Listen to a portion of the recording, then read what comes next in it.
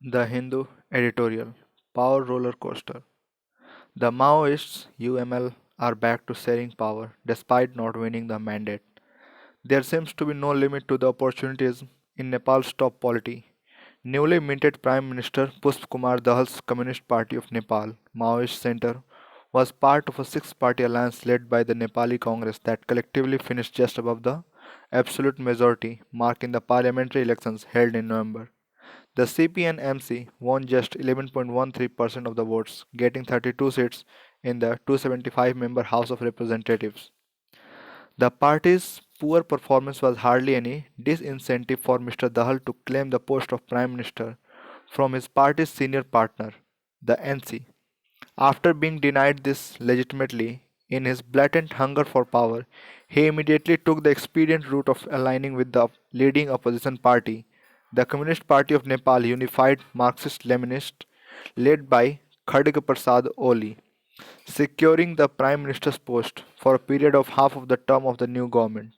The new coalition led by the UML and the Maoists include the newcomer Rashtriya Swatantra Party and five smaller parties. The RSP promised a break in the political wheeling dealing that has characterized Nepali politics, but the fact that it jumped at the first chance to join an opportunist alliance, its leader, Rabi Lamichen, is now deputy prime minister and a home minister in the government, would have belied the hopes of its adherents. The renewal of the alliance between the two leftist parties, barely years after the falling out between the UML faction led by Mr. Oli and the Maoists, led to a change of government, with the NC aligning with the Maoists and a smaller UML faction led by Madhav Kumar Nepal, besides other parties, suggests that the loaves of power, rather than ideology or principle, are what are more tempting for Mr. Oli and Mr. Dehal. The Left Alliance had, after all, broken up due to legitimate grievances with Mr. Oli's authoritarian attitude and his maneuvers to hold on to power.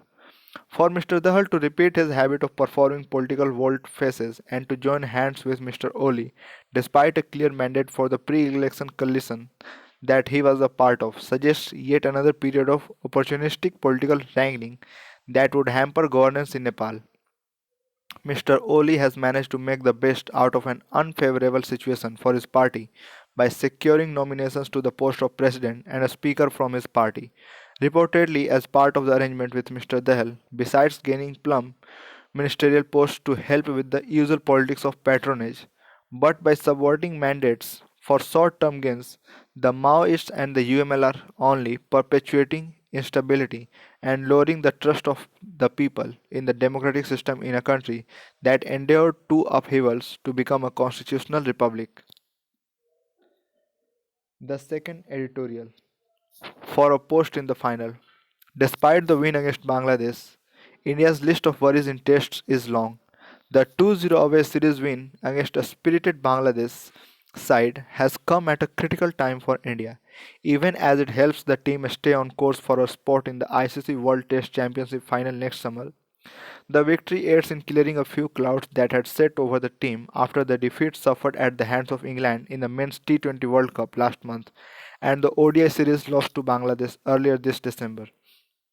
The third and final ODI in Chattogram, a dead rubber, had indeed brought the first whiff of fresh air, with Hisan Kishan smashing the fastest ever double hundred and providing a glimpse of the exhilarating new approach India can adopt in the lead up to the 2023 Men's Cricket World Cup.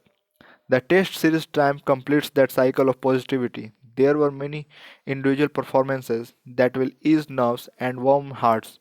Rishabh Pant's return to his swashbuckling best, Chiteswar Pujara's centuries-making touch, left-arm unorthodox spinner Kuldeep Yadav's successful reintegration, his non-selection for the Mirpur Test despite a player of the match performance in the first Test in Chattogram notwithstanding.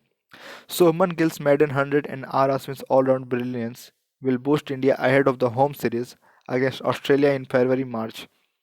But for all the happiness and delight, there are two discordant notes. India's struggles against quality spin bowling and the form of Virat Kohli and KL Rahul. It is now accepted that the current era of Indian players do not compare favorably with those from the previous generations. when it comes to countering a spin with multiple series shoehorned into the season. Top cricketers, especially those who play all three formats, have no time for domestic cricket. It is no surprise that Shreyas Iyer, who grafted his way through the first class route, is currently the best player on turning tracks.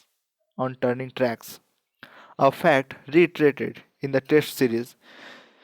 This malaise has been exacerbated by the overall rough patch Kohli and Rahul are going through.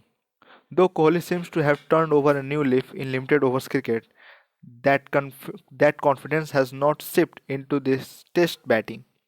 In 36 innings since his last century at Eden Gardens in November 2019 against Bangladesh, he has totaled just 970 runs at 26.20 with 650s. Rahul last made a half century at the start of the year, 8 innings ago. There will be a month's respite from these worries as India shifts focus to the 6 T20s and 6 ODIs at home against Sri Lanka and New Zealand. But the scrutiny will return when Australia comes calling. Thank you.